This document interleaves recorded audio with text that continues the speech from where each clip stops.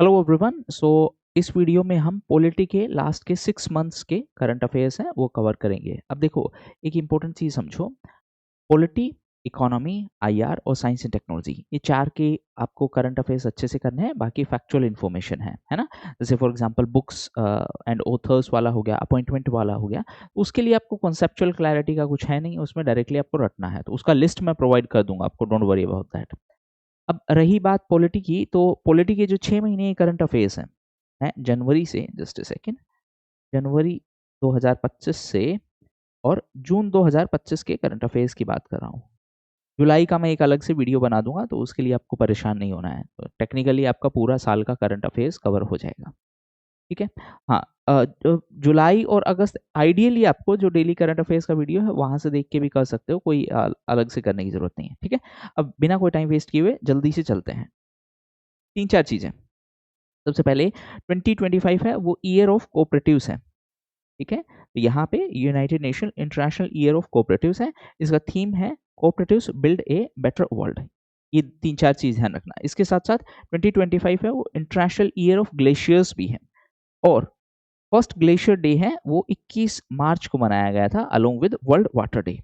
अब ग्लेशियर है, एक ग्लेशियर ओगकुल ग्लेशियर है, वो न्यूज में थी। ये आइसलैंड में थी। एक्चुअली हुआ क्या कि ये ग्लेशियर मेल्ट होके मतलब एक काइंड ऑफ स्टैग्नेंट हो गई थी। इस चीज को बोलते हैं डेथ ऑफ ग्लेशियर, है ना। तो इस ग्लेशियर को 2014 में डेड डिक्लेयर कर दिया गया था। इसी तरीके से एशिया में पहला एक ग्लेशियर जिसको डेड डिक्लेयर किया है, ये याला ग्लेशियर है, जो कि नेपाल में है। अब क्योंकि इस साल ग्लेशियर ईयर है, तो इसलिए पूछा जा सकता है। ये अभी रिसेंटली ही किया है, मई 2025 में। और टेक्निकली उसका फ्यूनरल वगैरह करवाया गया था, तो उस हिसाब से आपके लिए इंपॉर्टेंट है। ठीक है। हाँ, United nation international year for glacier preservation. अब 2026 है, वो वुमेन फार्मर्स का है, ये भी ध्यान में रख लेना, वुमेन फार्मर्स। ठीक। हाँ, उसके अलावा 2025 है, उसको ईयर ऑफ डिफेंस रिफॉर्म्स है, वो भी करके हम सेलिब्रेट कर रहे हैं। डिफेंस रिफॉर्म्स के कंटेक्स में, डिफेंस के कंटेक्स में SIPRI, Stockholm International Peace Research Institute है, वो एक रिपोर्ट जारी करती है। उसमें सिर्फ दो चीजें ध्यान में रख लेना, ये बाद में जब हम रिपोर्ट्स कवर करेंगे उसमें भी कवर करेंगे। अगर हम वेपन इंपोर्ट्स की बात करें, इंपोर्ट्स, तो उसमें यूक्रेन टॉप पे है, और फिर आई थिंक इंडिया है। एक बार क्रॉस चेक जरूर कर लेना इस वाले को। ठीक है। हाँ, डिफेंस एक्सपोर्ट का हमारा टारगेट है कि हमें 29,000 करोड़ इतने का डिफेंस करना है, डिफेंस एक्सपोर्ट करना है। एक्चुअली ये भी आप वेरीफाई करना, मैं दोनों दोनों फैक्ट हैं उसको आपके ऊपर छोड़ रहा हूँ। जब हम उसकी बात करेंगे तब फिर इसको कवर कर लेंगे। ठीक है। डिफेंस कॉरिडोर, दो डिफेंस कॉरिडोर हैं, एक है तमिलनाडु में, एक है यूपी में। नहीं, ये 29 नहीं होगा, ये 50,000 करोड़ है आई थिंक बाई 2029। फिर भी एक बार इसको वेरीफाई कर लेना। ठीक। हाँ। ओके, कोऑपरेटिव्स की बात करें तो इसमें से ज़्यादा क्वेश्चन नहीं पूछ सकता। हाँ, लेकिन सबसे ज़्यादा कोऑपरेटिव्स महाराष्ट्र में है, फिर गुजरात में है। ये दो चीज़ ध्यान रखना। महाराष्ट्र ने रिसेंटली एआई यूनिवर्सिटी सेटअप करने की बात कही है। एआई के कंटेक्स्ट में एक प्रोजेक्ट स्टारगेट था, जिसमें एआई इंफ्रास्ट्रक्चर के लिए पैसे एलोकेट किए गए हैं। कितना? $500 बिलियन। ठीक है। एआई एक्शन समिट भी हुई थी, जिसमें कहाँ पे हुई थी? इंडिया और फ्रांस, मतलब फ्रांस में हुई थी। इंडिया और फ्रांस ने इसको को चेयर किया था। प्राइम मिनिस्टर, अपने प्राइम मिनिस्टर भी गए थे वहाँ पे। ठीक है। इंडिया और फ्रांस 2026 को इंटरनेशनल और नेशनल ईयर ऑफ इनोवेशन है, उसके तौर पर भी सेलिब्रेट कर रहे हैं। ये तीन चार चीजें ध्यान में रखना। इसके अलावा रिसेंटली हमारे एक्सटर्नल अफेयर्स मिनिस्टर हैं, उन्होंने अनाउंस किया था कि 2026 है, उसको इंडिया और स्पेन के बीच में ड्यूअल ईयर है, ड्यूअल ईयर ऑफ कल्चर और tourism and advancement in AI के तौर पे सेलिब्रेट किया जाएगा। ठीक है। स्पेन के प्राइम मिनिस्टर थोड़े दिन पहले इंडिया में आए थे, और जब वो इंडिया में आए थे तो वडोदरा में 290 C295 एयरक्राफ्ट असेंबली प्लांट बनाने का इनोग्रेशन किया गया था। ठीक है। इस इनोग्रेशन के साथ ही अब इंडिया में C295 है, वो एयरक्राफ्ट बनाए जाएंगे बाई 2025, और इसके लिए टाटा है, ये उसका एक प्रोजेक्ट है। ठीक है। अब स्पेन की बात करें तो स्पेन में कैटलोनिया रीजन है, जो स्पेन से अलग होने की डिमांड करता रहता है, तो उस कंटेक्स्ट में भी आपसे पूछ सकता है। ठीक है। जो C295 है, इसके लिए टाटा और एयरबस का पार्टनरशिप हुआ है। ठीक है। हाँ, एयरबस का असेंबली लाइन है, वो स्पेन में है। इसके बाद अगर मैं बात करूं तो ये कहाँ पे होने वाला है ये असेंबली, ये वडोदरा में होगा। Just a second. ठीक। हाँ, और वडोदरा बाय डिफॉल्ट गुजरात में है। गुजरात है वो पहला राज्य बना है जिन्होंने अपना सेमीकंडक्टर पॉलिसी अनाउंस किया है। ठीक है। हाँ, 3 साइट सेलेक्ट की गई थी एक्चुअली सेमीकंडक्टर के लिए। एक धोलेरा है जो कि गुजरात में है। ठीक है। दूसरा भी फैसिलिटी है सानंद, वो भी गुजरात में है। और तीसरा मोरीगांव है जो कि असम में है। ठीक है। असम ने रिसेंटली अनाउंस किया है कि उनका अपना खुद का सैटेलाइट होगा। ठीक है। एआई पे अगर हम बात करें तो एआई रेगुलेशन के लिए रिसेंटली यूरोपियन यूनियन ने अपना एक एआई एक्ट है वो इनेक्ट किया है। तो सबसे पहले ये रेगुलेट करने वाला टेरिटरी बना है। ठीक है। हाँ, गुजरात के कंटेक्स्ट में 3-4 चीज़ और ध्यान में रख लेना। अमूल, क्योंकि कोऑपरेटिव्स की बात है इस साल, और अमूल का रोल ऑपरेशन फ्लड या व्हाइट रिवॉल्यूशन यानी मिल्क प्रोडक्शन में क्या है। उसके बाद बिहार में उसी तरीके से एक कोऑपरेटिव सोसाइटी है दैट इज कॉम्फेड, है ना, Bihar state milk cooperative federation. इनका जो प्रोडक्ट होता है वो सुधा के नाम से बेचा जाता है। ठीक है। हाँ, ग्रीन रिवॉल्यूशन के फादर कौन थे, है ना, ये सारी चीजें एक्चुअली ग्रीन रिवॉल्यूशन के फादर हैं वो एम एस स्वामीनाथन। ठीक। ये इकोनॉमी का कुछ इंपॉर्टेंट करंट अफेयर्स है। एक बार करंट अफेयर्स नहीं है, स्टैटिक पार्ट है एक्चुअली। एमएसपी कौन अनाउंस करता है, किसकी रिकमेंडेशन होती है, वो सब एक बार देख लेना आप। कोऑपरेटिव्स के लिए 97th अमेंडमेंट था। वो सारी चीज़ें आपका स्टैटिक पार्ट वाली चीज़ें हैं। ठीक है। कोऑपरेटिव बैंक्स हैं, उसका ड्यूअल रेगुलेशन होता है। ड्यूअल का मतलब क्या है, एक तो आरबीआई रेगुलेट करेगा और दूसरा रेगुलेशन कौन करेगा, रजिस्ट्रार ऑफ कोऑपरेटिव सोसाइटीज। ठीक है। थोड़ा सा स्पीड से इसलिए चल रहा हूँ क्योंकि रीजन बिंग क्या है कि इसमें से बहुत सारी स्टैटिक चीजें हैं जो आपको ऑलरेडी कवर करनी है। ठीक है। ये पीएसएल वाला है, ये हम इकोनॉमी में कवर कर लेंगे, डोंट वरी अबाउट दैट। अभी एक बार पॉलिटी का कवर कर लेते हैं। ठीक है। हाँ, नेक्स्ट है उत्तराखंड ने यूसीसी इंप्लीमेंट किया है। यूसीसी मतलब यूनिफॉर्म सिविल कोड, आर्टिकल 44 है। ठीक है। इसके लिए कमेटी सेटअप की गई थी, जस्टिस रंजना देसाई कमेटी। अब गुजरात ने भी उन्हीं लाइंस पे अपना यूनिफॉर्म सिविल कोड सेटअप करने के लिए मतलब ये कमेटी का गठन किया था। ठीक है। हाँ, इससे पहले एक जम्मू एंड कश्मीर की डिलिमिटेशन के लिए कमेटी बनी थी, ये भी इन्हीं के अंडर में बनी थी। अब लॉ कमीशन है वो भी यूसीसी के लिए जो सिचुएशन है उसको एग्जामिन करेगा। लॉ कमीशन की अगर मैं बात करूँ, 23rd law commission recently announce किया था। इसके चेयरपर्सन है मिस्टर दिनेश महेश्वरी। पहला लॉ कमीशन कब बना था, किसके अंडर बना था, ये सारी चीजें फैक्चुअल इन्फॉर्मेशन है, पीडीएफ में एक बार देख लेना आप, कुछ उसमें ऐसा हाईफाई नहीं है। ठीक है। नेक्स्ट है नीति आयोग ने अपने 10 साल पूरे किए हैं। 2-3 चीजें ध्यान में रखेंगे। नीति आयोग प्लानिंग कमीशन का सक्सेसर है, 2015 में आया है, एग्जीक्यूटिव बॉडी है और प्राइम मिनिस्टर इसके चेयरपर्सन है। ठीक। हाँ, इसका जो गवर्निंग काउंसिल होता है उसमें चीफ मिनिस्टर्स होते हैं और जो यूटीज हैं, यूटीज से एलजी होते हैं, पीएम नहीं होते हैं, ये ध्यान में रख लेना, बस एग्जामिनर यहाँ पे फंसा सकता है। ठीक है। जो प्लानिंग कमीशन है वो बस एक एडवाइजरी बॉडी है, मतलब सिर्फ प्लान बना सकती है, उसको इम्प्लीमेंट करने के लिए वो सब नहीं है। ठीक है। एसडीजी के लिए ये हमारी अपेक्स ऑर्गेनाइजेशन है, इसीलिए एसडीजी इंडिया इंडेक्स भी जारी करती है। अब इस इंडेक्स के हिसाब से 2 स्टेट हैं, दैट इज केरला और यूके, ये टॉप पोजिशन पे है। बिहार बॉटम पोजीशन पे है। ये जब हम बात करेंगे इंडेक्स एंड रिपोर्ट्स की उसमें फिर से कवर कर लेंगे। ठीक। हाँ, और बाकी सब। हाँ, नेक्स्ट है लोकपाल और लोकायुक्त। रिसेंटली इसलिए न्यूज में था क्योंकि पहला लोकपाल डे है वो सेलिब्रेशन किया गया था इसी साल। ठीक है। कब, 16 जनवरी को, तो क्वेश्चन आ सकता है। दूसरा, लोकपाल और लोकायुक्त की बात करें तो ये सेटअप किए हैं under Lokpal and Lokayukta act of 2013। इसका मतलब गठन कैसे होता है, कौन अपॉइंट करता है, वो सब एक बार स्टेटिक में आप देख लेना। ठीक है। सुप्रीम कोर्ट के जो रिटायर्ड जज थे, जस्टिस पीसी घोष, वो पहले लोकपाल बने थे। अब रिसेंटली एक करप्शन से रिलेटेड मतलब डैम प्रोजेक्ट से रिलेटेड एक कमेटी है, ये उस कमेटी के हेड हैं। ये भी एक बार पढ़ लेना। आंध्र प्रदेश है या तेलंगाना है, उसमें से किसी एक स्टेट के लिए है। ठीक है। करंट के लोकपाल हैं वो है एएम खानविलकर। ठीक है। ये दोनों चीज ध्यान में रखना, बाकी तो ऑलरेडी स्टैटिक पार्ट है। थर्ड, इलेक्शन कमीशन से रिलेटेड है। देखो, इलेक्शन कमीशन वाले में सिर्फ एक चीज ध्यान में रखना, 75 ईयर्स हो गए हैं, कॉन्स्टिट्यूशनल बॉडी है। ठीक है। आर्टिकल 324 है और 25 जनवरी को नेशनल वोटर्स डे मनाया जाता है। अब इसमें सुप्रीम कोर्ट ने गाइडलाइंस दी थी कि इलेक्शन कमीशन का जो अपॉइंटमेंट है उसमें सिर्फ गवर्नमेंट का रोल नहीं होना चाहिए, अपोजिशन और जुडिशरी का रोल भी होना चाहिए। हालांकि जब बाद में पार्लियामेंट में इनेक्टमेंट हुआ, नया कानून आया, तो उसमें उन्होंने क्या कर दिया कि सुप्रीम कोर्ट के जज की बजाय उन्होंने एक यूनियन मिनिस्टर का प्रोविजन सेट कर दिया। तो ये 3 लोग हैं, ये सर्च कमेटी है, ये लॉ मिनिस्टर हेड करेंगे, सर्च कमेटी इनको नाम फॉरवर्ड करेगी, उनमें से ये कोई नाम सेलेक्ट करेंगे। अब ऐसा ज़रूरी नहीं है कि इन्होंने जो सर्च कमेटी ने नाम दिया वही फॉलो करना है, ये चीज़ ध्यान में रखना, ऐसा कोई ज़रूरी नहीं है, ठीक है? बाकी तो फिक्स वाली चीज़ें हैं। दिशा स्कीम है, अब दिशा का देखो फुल फॉर्म ध्यान में रख लो, हो जाएगा काम। Designing innovative solution for holistic access to justice.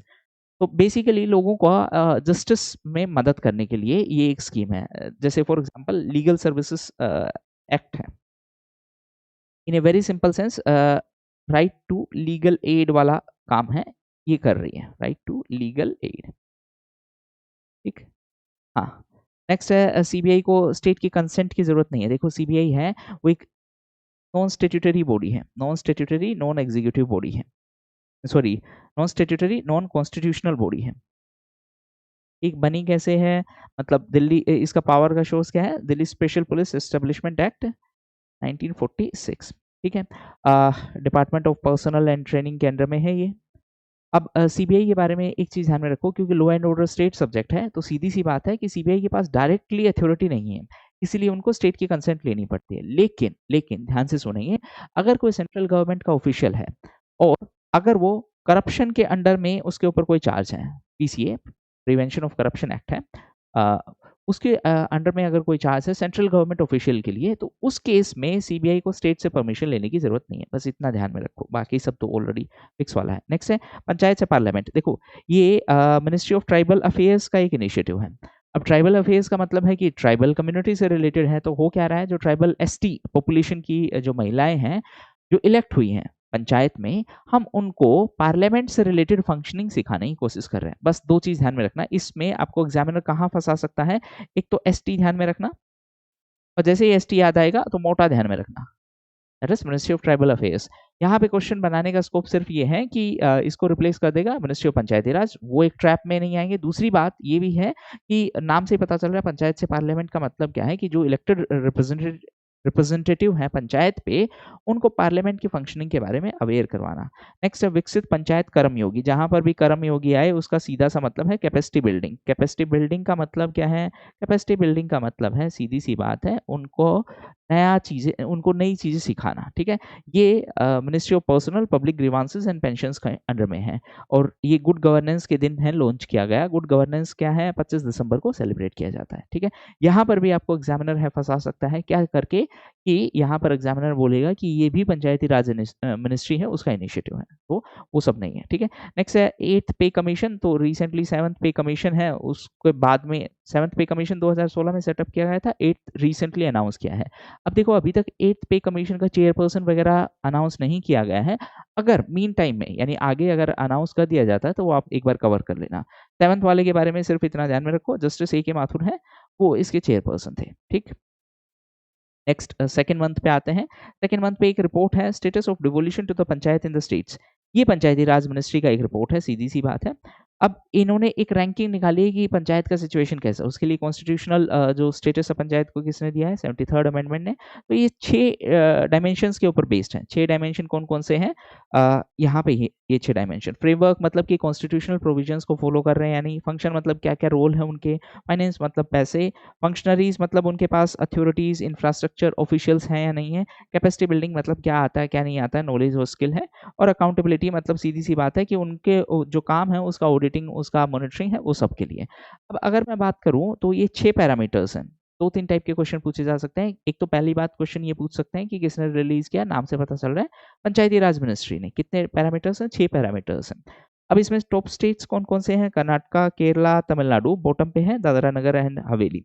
आपको क्योंकि बीपीएससी की मैं बात कर रहा हूँ तो आपको सिर्फ बिहार का परफॉर्मेंस पे थोड़ा सा एक्स्ट्रा ध्यान देना है। तो ये देखें बिहार का परफॉर्मेंस है, ओवरऑल स्कोर है बिहार का 48.24। अगर आपको नहीं दिख रहा है तो लेट मी जूम इट, 48.24 है, ठीक है। अगर मैं नेशनल एवरेज की बात करूं तो नेशनल एवरेज है 43.89। तो सिर्फ इतना ध्यान में रखो, पहला सबसे मोस्ट इंपोर्टेंट चीज कि बिहार का जो स्कोर है वो नेशनल एवरेज से ज्यादा है, मतलब हम एवरेज परफॉर्मर से बेटर हैं, ठीक है।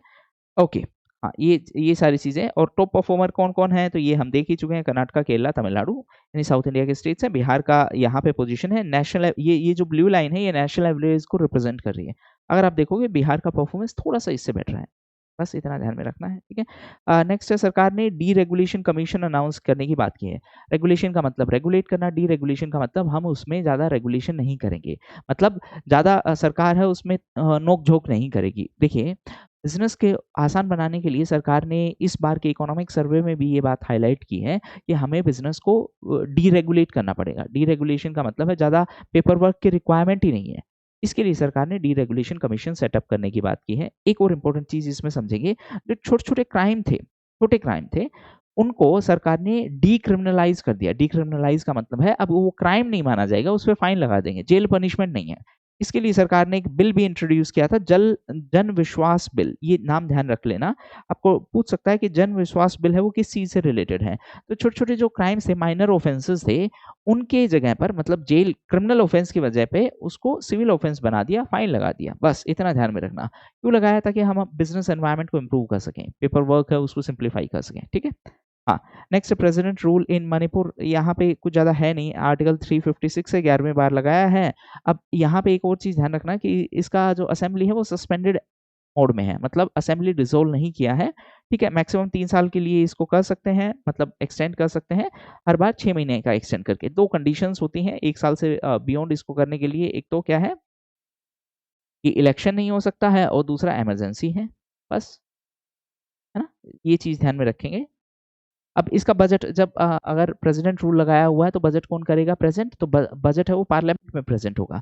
रिसेंटली फाइनेंस मिनिस्टर ने इसका बजट प्रेज़ेंट किया था इसीलिए न्यूज़ में था। ठीक है, नेक्स्ट है सस्पेंशन ऑफ ऑपरेशंस। देखो एक सीधी-सी बात है, मणिपुर में है एथनिक कॉन्फ्लिक्ट। एथनिक कॉन्फ्लिक्ट मतलब डिफरेंट एथनिक ग्रुप हैं, उनके बीच में आपस में कॉन्फ्लिक्ट है।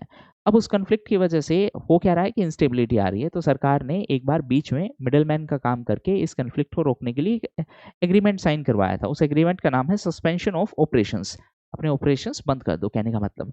ये tripartite seize fire agreement. Seize fire का मतलब क्या है? Stop fighting. ठीक है? इसमें कौन-कौन था? गवर्नमेंट थी, government of India, government of Manipur और जो इंसर्जेंट ग्रुप्स थे। ठीक है? आपसे सिर्फ इतना पूछेगा सस्पेंशन ऑफ ऑपरेशंस है that is related to which state? ठीक है? तो सिर्फ ध्यान में रखना मणिपुर से रिलेटेड। ये क्वेश्चन अभी रिसेंटली आई थिंक सीडीएस या किसी एग्ज़ाम में पूछा भी गया है। नेक्स्ट है अरम्बाई तेंगोल। तो ये एक्चुअली एक मैती वॉरियर्स हैं, उनका एक ग्रुप है। कहने का मतलब है मैती लोग बोल रहे हैं कि हमें कुकी और बाकी कम्युनिटीज़ से खतरा है, इसलिए हमने अपने आप को डिफेंड करने के लिए अपना एक सिक्योरिटी ग्रुप बनाया है। सिर्फ इतना ध्यान में रखो, ठीक है? हाँ, नेक्स्ट है वक़्फ़ अमेंडमेंट बिल, इसका नाम उम्मीद बिल भी है, तो ये चीज़ ध्यान में रखना, ठीक है? सीधी-सी बात है, वक़्फ़ प्रॉपर्टीज़ को मैनेज करने के लिए ये इश्यू आप हज़ार बार सुन चुके होंगे। सिर्फ इतना ध्यान में रखना है कि इसमें उम्मीद बिल है। उम्मीद का फुल फॉर्म है, याद करने की ज़रूरत नहीं है, बस ध्यान में रखो कि उम्मीद है वो इस प्रॉपर्टी के मैनेजमेंट से रिलेटेड है। मैं एक बार फिर भी इसको बता देता हूँ, अगर एग्ज़ाम में आएगा तो आपको क्लिक हो जाएगा। Unified work management, empowerment, efficiency and development, ये पूरा टाइटल है। अब इन प्रॉपर्टीज़ को क्या करवाना पड़ेगा? सरकार के एक पोर्टल के साथ रजिस्टर करवाना पड़ेगा। उस पोर्टल का नाम भी है उम्मीद सेंट्रल पोर्टल, ठीक? हाँ, अब इसमें चेंज क्या किए हैं, एक तो मुस्लिम वुमेन और ओबीसी को भी मैनेजमेंट में शामिल किया गया है, ठीक है? नॉन मुस्लिम्स को भी शामिल किया गया है, 4 मेंबर को नॉन मुस्लिम को शामिल किया गया है, ठीक है? उसके बाद अच्छा खासा प्रोटेस्ट भी हुआ था। अब जो ट्रिब्यूनल है इसमें उसके डिसीज़न के खिलाफ अपील की जा सकती है, कहाँ पे? हाई कोर्ट में की जा सकती है और सेपरेट वक्फ बोर्ड फॉर अगा खानी और बोहरा कम्युनिटी, मतलब अलग-अलग मुस्लिम कम्युनिटीज़ हैं, उनके लिए सेपरेट बोर्ड भी बनाया गया है, ठीक है? ये 4-5 चीज़ें ध्यान में रखना। नेक्स्ट है रिलेटेड टू जुडिशियल अकाउंटेबिलिटी। देखिए जज साहब के घर पे कैश पाया गया, फिर एक इन हाउस इंक्वायरी कमेटी बनाई गई सुप्रीम कोर्ट के चीफ जस्टिस ऑफ इंडिया के द्वारा, ठीक है? अब इन हाउस इंक्वायरी कमेटी ने कहा कि हाँ, ठीक है, जज साहब के खिलाफ एक्शन लिया जाना चाहिए। ये स्टोरी आप सब जानते हो। यहाँ पे 2-3 क्वेश्चन पूछे जाने की पॉसिबिलिटी, एक तो सीधी-सी बात है कि अपॉइंटमेंट कैसे होता है, कॉलेजियम सिस्टम है, वो अच्छे से कवर कर लेना। दूसरा, इसमें एक वीरास्वामी जजमेंट है। वीरास्वामी जजमेंट में क्या कहा था सुप्रीम कोर्ट ने कि जो सीनियर जजेस हैं उनके खिलाफ डायरेक्टली एफआईआर नहीं फाइल करना है। पहले जो सुप्रीम कोर्ट के चीफ जस्टिस हैं उनसे एक बार अप्रूवल लेना है। इसीलिए आपने नोटिस किया होगा कि इस केस में भी एफआईआर नहीं फाइल हुई थी, directly in house inquiry committee बनाई गई है, ठीक है? तो उसके केस में और बाकी जो इम्पीचमेंट का प्रोसेस है और वो सब चीज़ें वो एक बार देख लेना। अब इसमें जो पूरा प्रोसेस है, डिटेल है, वो कहाँ पे मेंशन है? जजेस इंक्वायरी एक्ट में मेंशन है, ठीक है? नेक्स्ट है regulating big tech. Big tech मतलब बड़ी टेक्नोलॉजी जो जायंट्स हैं, बड़ी कंपनीज़ हैं। अब देखिए हमारे देश में फेयर कंपटीशन इंश्योर करने के लिए है एक बॉडी जिसका नाम है CCI, competition commission of India, ठीक है? अब कंपटीशन सीसीआई के साथ प्रॉब्लम क्या है? देखिए सीसीआई सीसीआई का जो रेगुलेशन है वो एक्स पोस्ट है। एक्स पोस्ट का मतलब क्या है? सीधी सी बात है, पोस्ट का मतलब है बाद में। तो इवेंट हो चुका है, मतलब जो एंटी कॉम्पिटिटिव इवेंट है वो हो चुका है। एंटी कॉम्पिटिटिव का मतलब है मैंने अपने कॉम्पिटिटर को खत्म करने के लिए कुछ अनफेयर प्रैक्टिसेस फॉलो की हैं, ठीक है। हाँ, तो एंटी कॉम्पिटिटिव प्रैक्टिसेस हैं वो की जा चुकी हैं, उसके बाद सीसीआई एक्शन लेगा। अब इसको चेंज करने के लिए सरकार ने एक नया लेजिस्लेशन प्रपोजल किया है, that is digital competition law. अब प्रपोजल क्या है कि वो एंटी कॉम्पिटिटिव प्रैक्टिस होने से पहले ही एक्शन लिया जाना चाहिए, बस इतना ध्यान में रखो। अभी सिर्फ प्रपोजल स्टेज पे है, उसमें से कुछ ज़्यादा नहीं पूछेगा। हाँ, इसमें एक चीज़ और ध्यान में रखेंगे, एक कानून होता था MRTP, monopolies and restrictive trade practices, उसको रिप्लेस करके हम कॉम्पिटिशन एक्ट लेके आए हैं 2002। ये राघवन कमेटी की रिकमेंडेशन पे आया है। ये आपका बीपीएससी में क्वेश्चन पहले भी पूछा जा चुका है, ठीक है। तो जब आप पीवाईक्यू कवर करोगे, कवर कर लो, आप नहीं करोगे तो कोई और तो कवर कर ही रहा है, ठीक है। ओके, इसमें और कुछ नहीं। हाँ, इसमें एक चीज़ और ध्यान में रखना, एक ईयू का, यूरोपियन यूनियन का जीडीपीआर है और एक है इनका डिजिटल मार्केट एक्ट। जीडीपीआर क्या है? Global data protection regime. तो सिर्फ इतना क्वेश्चन पूछ सकता है कि जीडीपीआर है दैट इज रिलेटेड टू, है ना। तो नाम से ही पता चल रहा है कि एक तो डेटा प्रोटेक्शन से रिलेटेड है और दूसरा ईयू से रिलेटेड है। ईयू से रिलेटेड दो चीज और भी ध्यान में रख लेना अभी, क्योंकि हम बात ही कर रहे हैं। एक तो ईयूडीआर है। ईयूडीआर का मतलब डिफोरेस्टेशन रेगुलेशन, कि अगर आप पेड़ काट के कोई भी सामान प्रोड्यूस कर रहे हो, लेट्स से कॉफी प्रोड्यूस कर रहे हो और फिर वो अगर यूरोपियन यूनियन को एक्सपोर्ट करोगे तो ईयू आप पे काइंड ऑफ फाइन लगाएगा, बस काइंड ऑफ, ठीक है। दूसरा है कार्बन बॉर्डर एडजस्टमेंट मैकेनिज्म। इसका कहने का मतलब है आपने लेट्स से स्टील प्रोड्यूस किया है इंडिया में और आप ईयू में एक्सपोर्ट कर रहे हैं, तो ईयू आप पे टैरिफ लगाएगा। क्यों लगाएगा? ईयू का कहना है कि इस प्रोडक्ट को बनाने के लिए आपने इंडिया में कार्बन एमिशन किया है। ये 3-4 चीज़ें ध्यान में रख लेना, ठीक है। डीएमए डिजिटल मार्केट एक्ट है, इसमें एक छोटा-सा आपके लिए होमवर्क है। इसमें गेटकीपर क्या है? गेटकीपर, ठीक, ये इस टर्म का मतलब क्या है? सिर्फ ये ध्यान में रख लेना, बाकी सब तो सेल्फ एक्सप्लेनेटरी है, ठीक। नेक्स्ट है standing committee on rural development and Panchayati Raj. इसमें कुछ ज़्यादा है नहीं, सिर्फ इतना ध्यान में रख लेना, इस कमेटी ने कहा है कि जो स्वामित्व स्कीम है उससे रिलेटेड बिहार में काम अभी तक शुरू भी नहीं हुआ है। स्वामित्व स्कीम क्या है? सीधी सी बात है, हम ड्रोन की मदद से प्रॉपर्टी को सर्वे कर रहे हैं और फिर रिकॉर्ड को अपडेट कर रहे हैं, बस इतना ध्यान में रख लो, रिकॉर्ड अपडेट, ठीक। हाँ, नेक्स्ट है मर्सी पेटिशन। देखो, किसी को डेथ पेनल्टी मिली हुई है, ठीक है, उसके बाद वो प्रेसिडेंट को अप्लाई करेंगे मर्सी के लिए, लेकिन उस पर डिसीजन है इमीडिएटली नहीं लिया जाता, सालों दर साल लग जाते हैं। इसके लिए सुप्रीम कोर्ट ने एक डायरेक्शन दिया था कि एक अलग से सेल बना दो, सेल मतलब एक स्पेसिफिक यूनिट बना दो और वो इन सब पेटिशंस को हैंडल करेगी ताकि अननेसेसरी डिले ना हो, ठीक है। इसके लिए महाराष्ट्र ने एक सेल बनाई है। अब मर्सी पेटिशंस की बात करें तो सीधी सी बात है, वो प्रेसिडेंट की पार्डन पावर के अंडर में है, आर्टिकल 72, गवर्नर का है 161। वो सब चीज़ें आप स्टैटिक पार्ट में एक बार कवर कर लेना, पार्डन, रेस्पाइट, रेप्रिव, रेमिट और कम्यूट में क्या डिफरेंस है, ठीक है। नेक्स्ट है संसद भाषणी इनिशिएटिव। भाषा मतलब लैंग्वेज, तो लैंग्वेज को ट्रांसलेट करने के लिए एक इनिशिएटिव है, इसमें कुछ ज़्यादा है नहीं। हाँ, इसके लिए मिनिस्ट्री कौन सी है? मैती। मैती क्या है? Ministry of electronics and information technology, ठीक है। नेक्स्ट है फ्यूचर ऑफ फ्री स्पीच 2025। ये एक रिपोर्ट है, रिपोर्ट के हिसाब से नॉर्वे, डेनमार्क और स्वीडन जैसी कंट्री वो टॉप पोजीशन पे है। इनके बारे में पूछने से ज़्यादा क्वेश्चन आ सकता है। इंडिया का रैंकिंग क्या है? इंडिया का रैंकिंग है 24th, ठीक है। हाँ,